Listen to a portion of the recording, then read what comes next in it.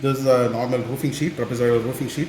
So what we are going to explain here is that how to fix this rail support and rail assembly onto this roofing sheet. Okay, imagine that there is a purlin here and a purlin around here, a bit more.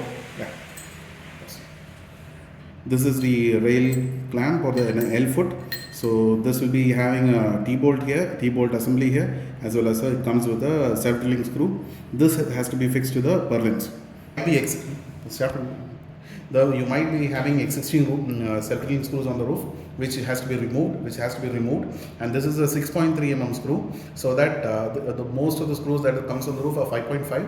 This is a 6.31, so that it is we are able to use the same hole to fix the new bracket. So this basically goes into this, and this gets fixed into the purlin. Before fixing the self-drilling screw, you have to apply some the neutral curing sealant between this surface and this roofing sheet surface for waterproofing.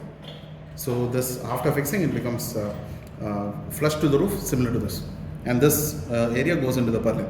So if you require a longer length of the screw, like if you are fixing it on a puff panel or something, puff roofing sheet or something, we need a longer length of the screw.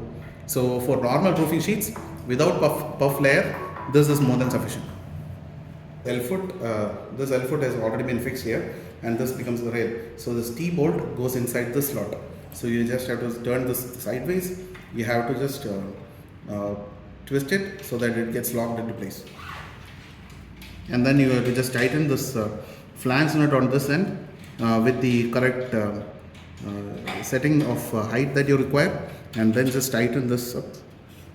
This sort of this you tighten to 8 Newton meter to fix it in place. This is a mid-clamp assembly. So it consists of a M8/30 bolt, a spring washer on top, and a snap nut at the bottom. So this can be fixed in to the rail in two ways. One, it can be just slid onto this system, or it can be snapped into place, similar to this. I mean, if it is like it can be just snapped into place as well. And this is the end clamp. This is the end clamp. This is the end clamp, and this also consists of an M8/30 bolt, a spring washer, as well as a snap nut. So since end clamps come at the end of your assembly, you can just slide it into place. Slide it into place like this. Slide it into place like this, and then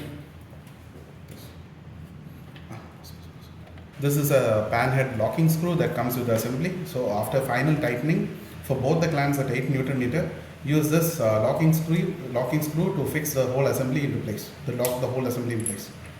This goes right into this.